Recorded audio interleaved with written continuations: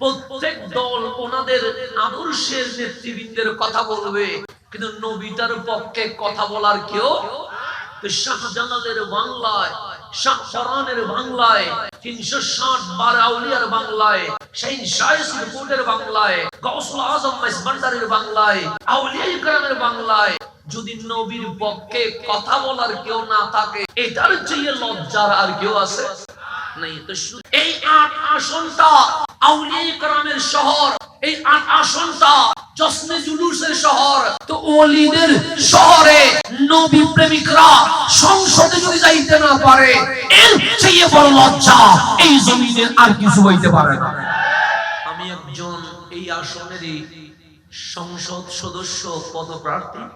আমার উপর অনেক আচরণ বিধি আছে, যেটা ডানে বামে সামনে পিছনে কারোর জন্য নাই, কিন্তু আমার জন্য কিছু স্পেশাল কি আছে, নিয়ম কানুন আছে। মন অনেক কিছু বলতে চায়, কিন্তু আচরণ বিধির কারণে বলার কোনো সুযোগ নাই। বাস এতটুকুই শিখেন, এই এশিয়া উপমহাদেশ তখন তো আর বাংলাদেশ, ইন্ডিয়া, পাকিস্তান, ভুটান, নেপাল এগুলা ছিল না। এই অঞ্চলে ইসলাম কোন দলের মাধ্যমে আসে নাই, এই অঞ্চলে ইসলাম আল্লাহর ওলিদের মাধ্যমে আসছে। সেই জন্য আপনি যখন ইতিহাস পড়বেন, হিস্টরি পড়বেন, তারিখ পড়বেন, তখন দেখবেন খাজা মাইনুদ্দিন চিশতি আজমিরি সানজিরি রাদিয়াল্লাহু তাআলা আনহু আসার আগে অনেকেই চেষ্টা করেছে এখানে ইসলাম কায়েম করার জন্য, কিন্তু দেখবেন তারা হেরে গেছে, পরাজিত হয়েছে। কিন্তু খাজা মাইনুদ্দিন এসেছেন একলা, যেদিন ইন্তেকাল করেছেন সেদিন 99 লক্ষ মুসলমান দাঁড় করিয়ে দিয়েছে। আসছেন একলা, দাঁড় করাইলেন কত? 99 লক্ষ। কেন? খাজা মাইনুদ্দিন চিশতি আজমিরি রাদিয়াল্লাহু তাআলার কাছে পাওয়ার কি? তখন কথা হবে পাওয়ার একটা, আমার কামলিওয়ালার নূরের ফয়েজ খাজা মাইনুদ্দিনের বুকে ছিল বিদায় মাহফিল করতে হয় নাই, চেহারা দেখে অসংখ্য অমুসলিম মুসলমানে পরিণত হয়ে গেছে। নবী সারা এই ইসলাম কায়েম হওয়া কখনো সম্ভব নয়। আমি এখানে বুট সাইতে আসি নাই, আমি শুধু এটা জানাচ্ছি যে আমাদের মতো ব্যক্তি নানাজানরা আজীবন মাঠে সুন্নিয়তের খেদমত করে গেছে, উলামায়ে কেরাম আজীবন সুন্নিয়তের খেদমত করে গেছে। 54 বছর ধরে কখনো আপনাদের কাছে জোর করে ভোট চাই নাই। হ্যাঁ, প্রাপ্তি ছিল, জাস্ট বলেছে দিলে দেন, না দিলে নাই। আমরা মদিনাওয়ালাকে বলবো চেষ্টা করেছিলাম, কিন্তু এই 54 বছর পরে এসে আলেমরা আপনাদের ধারে ধারে বলছে ভোট যদি দিতে হয় নবীওয়ালাদেরকে দেন। এটা আজকে বলতেছে। কেন বলছে, কি কারণে বলছে? একটা দল ক্ষমতায় যাইতে এত বেশি আসন লাগে না, 151 আসন পাইলেই উনি কি হয়ে যায়? সরকার হয়ে যায়। 35-40টা পাইলে উনি বিরোধী দল হয়ে যায়।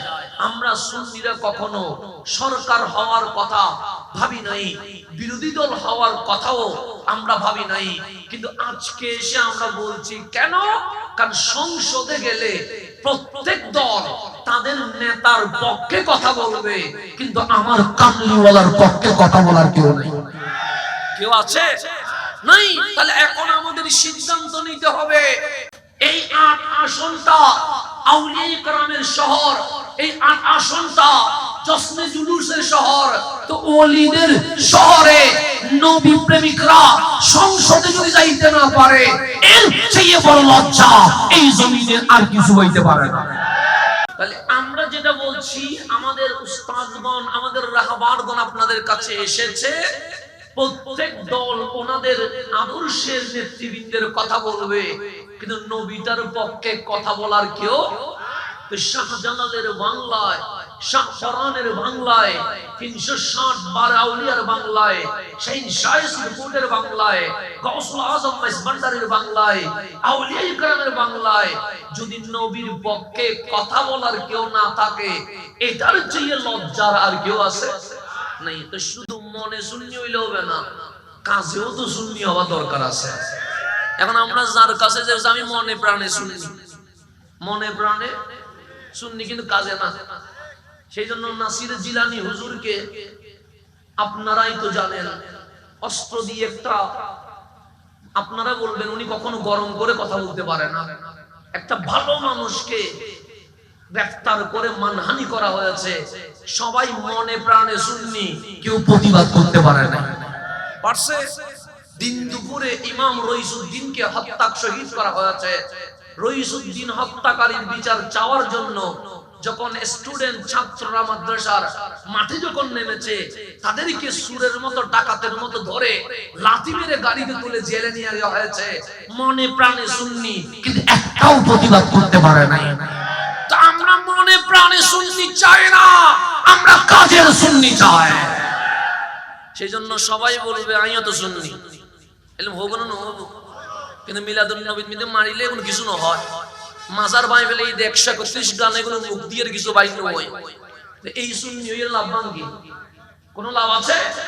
তো সবাই বলবে আপনাদেরকে আমিও তো সুন্নি। তো 131 গান যে মাজার ভাঙ্গি অনেক হরা ছিলেন, রইসুদ্দিনের মারি ফেলে ঈদে অনেক হরা ছিলেন, ফলরে দড়িয়ে লাথি মারিয়ে বুঝু তার জিয়ারত লাগিয়ে দিতে একটা হরা ছিলেন। আবু নাসির জিলানী হুজুরে এভাবে অপমানিত হইছে যে আলেমরা নবী দুয়ারে চলে এতে আমরা হরা ছিলেন। প্রশ্ন আছে না নাই?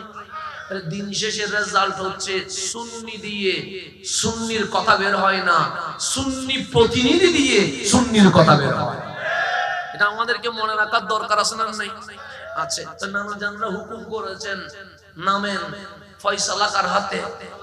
আল্লাহর হাতে। আপনি চেষ্টা করবেন, জিতা না জিতা এটা আমাদের বিষয় না, আমরা অন্তত হাবিবুল্লাহর সামনে গিয়ে বলতে পারবো আমরা চেষ্টা করেছিলাম। তাহলে যে নবীর পক্ষে নামে সে কি কারো বিপক্ষে হয়? কারণ আমার নবীটা রহমতুল লিল, আমরা কোন দলেরও বিপক্ষে না, কোন ব্যক্তিরও বিপক্ষে না। নবীজি যেহেতু রহমতুল লিল আলামিন, আমরা সকল জনতার পক্ষে হয়ে গেছি। কথা ঠিক না? তাহলে আমাদের এখানে সিদ্ধান্ত নিতে হবে, যেই দল করুক আমাদের কোনো আপত্তি নাই। এই আসনটা যেহেতু জুলুসের শহর, আউলিয়া কেরামের শহর, এখান থেকে সিদ্ধান্ত নিতে হবে দলমত নির্বিশেষে সবাই মিলে আমরা যদি একজনকে হলেও সংসদে পাঠাইতে পারি, উনি অন্তত ইয়া রাসূলুল্লাহ বলে একটা স্লোগান দিতে পারে। কথা ঠিক কিনা?